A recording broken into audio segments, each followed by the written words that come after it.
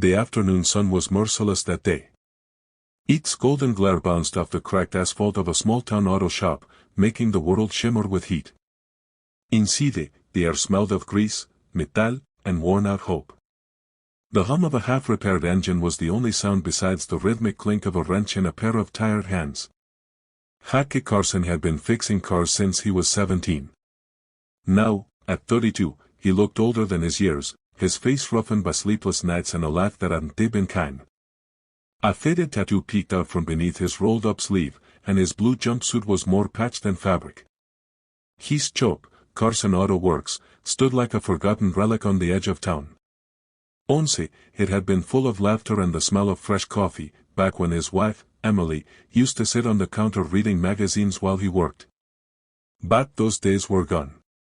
She'd left 2 years ago, taking with her the lad in his world. "You're stuck," she had said the night she packed her bags. "You fix everything but yourself." Hacke hadn't argued. Maybe she was right. Since then, the garage had become his refuge, and his prison. He worked alone, spoke little, and lived day by day, his only company the groan of old engines and the hum of fluorescent lights. That's why when he heard the deep growl of an expensive car approaching, his brow furrowed. Nobody with money ever came this far out. The sound was smooth, heavy, and unmistakable, the kind of engine that whispered luxury. Outside, the sun caught on a sleek black Rolls-Royce Phantom pulling up to the dusty shop. The car's polished body gleamed so bright it looked like it had driven out of another world. Hacke set his wrench down and walked toward it, squinting against the glare. The three-berth door opened quickly, and a sharply dressed man in a dark gray suit stepped out, his movements stiff and urgent. "Can you help us?" the man called out, wiping sweat from his brow. "The car died on the highway, and we barely made it here." Hacke nodded slowly, wiping his hands on a rag. "Yeah, sure." Poke the hood. But before the driver moved, the back door of the Rolls opened slightly, cautiously. A man inside shifted, the door trembling as if from fear or weakness. Then a voice, soft but trembling with vulnerability, came out. "Please, don't hurt me. I can't walk." Hacke froze. He wasn't sure they heard right. The driver immediately turned, his face tightening in concern. "It's okay, sir. You're safe." From the shadowed back seat emerged a tall, dark-skinned man in his mid-40s. His skin gleamed with a deep, even tone, but his posture betrayed fragility. His hands shook slightly as he gripped a silver cane, and when his foot touched the ground, his whole body winced. Hacke stepped forward instinctively, but the man flinched back. "I'm not gonna hurt you," Jake said quickly, raising both hands as if approaching a frightened animal. "You're safe here, I promise." The stranger studied him for a few seconds, breathing heavily, then nodded. "I'm sorry," he murmured, his voice smooth but strained. "It's just, people sometimes look at me and see weakness. Or worse." Jake wasn't sure what to say, so he just replied softly, "Not here, sir. Around here, everyone's broken somehow." The man gave a faint smile, almost surprised by the honesty. "That's comforting in a strange way." The driver introduced him. "This is Mr. David Thompson." Jack's eyes widened slightly. The name sounded familiar. He remembered seeing it on a business article months ago. David Thompson, CEO of Thompson Innovations, one of the top black entrepreneurs in the state, known for turning small startups into multi-million-dollar empires. Hacke felt a flash of confusion. What was a man like that doing in a rusty garage miles away from the city? He motioned toward a chair. "You can wait inside, Mr. Thompson. I'll take a look at your car." David hesitated but finally nodded. He lowered himself into his wheelchair, which the driver unfolded from the trunk, and rolled toward the shaded area near Jack's workbench. The sight tugged at something deep inside Jake, not pity, but respect. The man carried himself with quiet dignity despite his condition, his movements deliberate and steady. As Jake popped open the rolls, the scent of hot metal and expensive oil filled the air. The engine was beautiful, an art piece of power and precision, but something in the wiring had shorted out. You've got a bad alternator connection, Jake said, leaning in. I can fix it, but it'll take some time.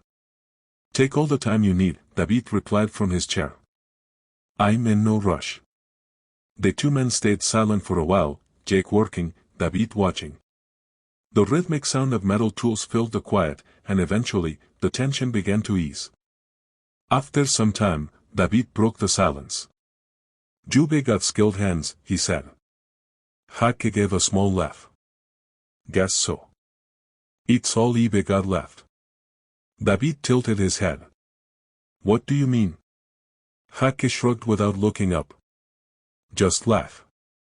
Wife laughed. Business barely hanging on. Bees piling higher than the hood on your car. For a moment, he regretted being so blunt, but David didn't seem offended. Instead, he nodded slowly. I understand more than you think. Hake glanced at him curiously. How's that? David sat and looked down at his hands.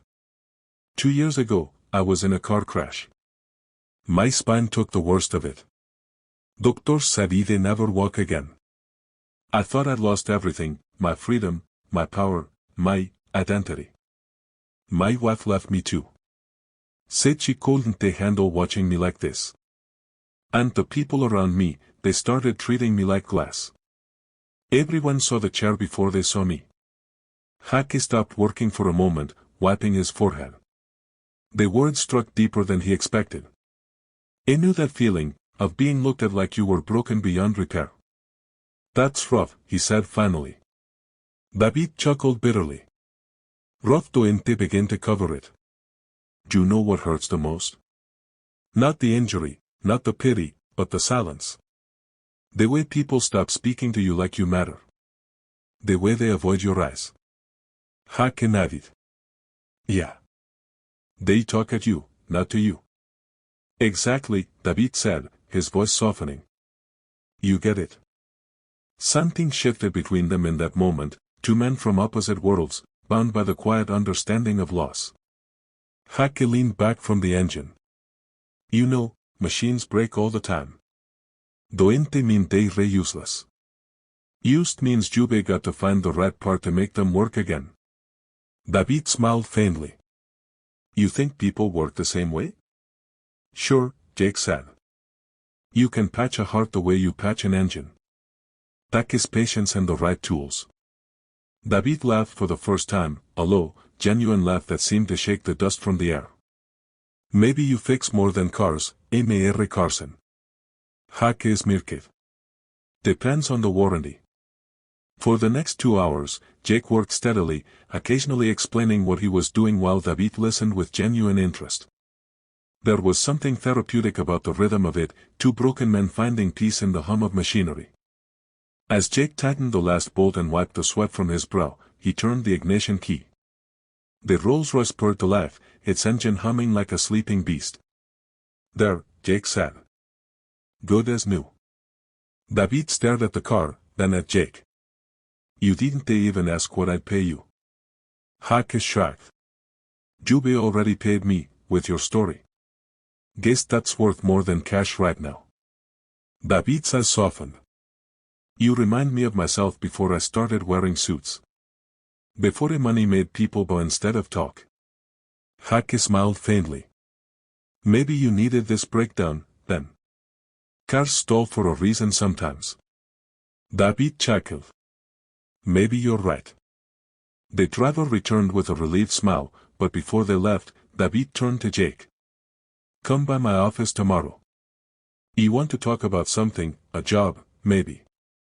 Something that might suit your hands and your heart. Hake raised a brow. You're offering me a job after I almost electrocuted myself fixing your alternator? David grinned. You didn't.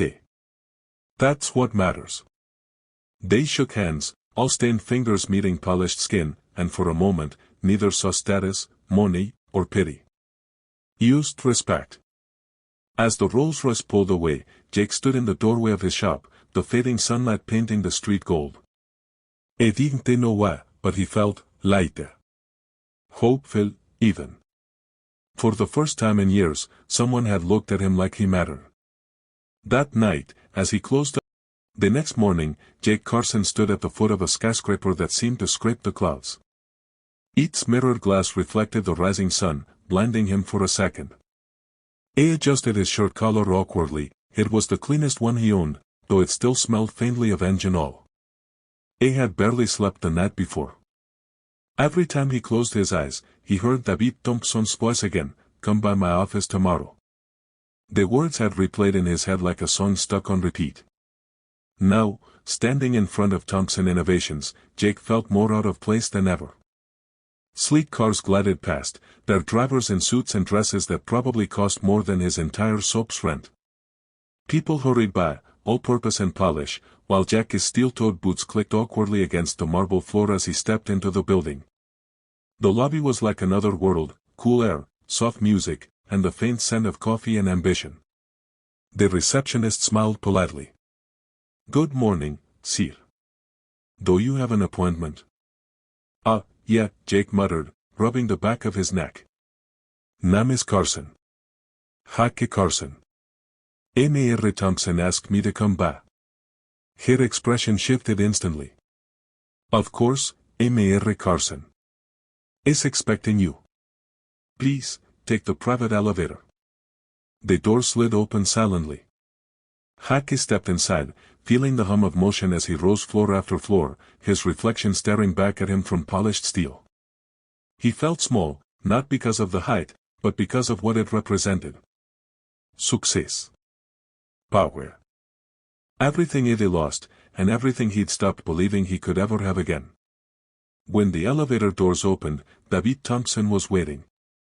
He sat behind a sleek mahogany desk, sunlight pouring over his shoulders from the floor-to-ceiling windows.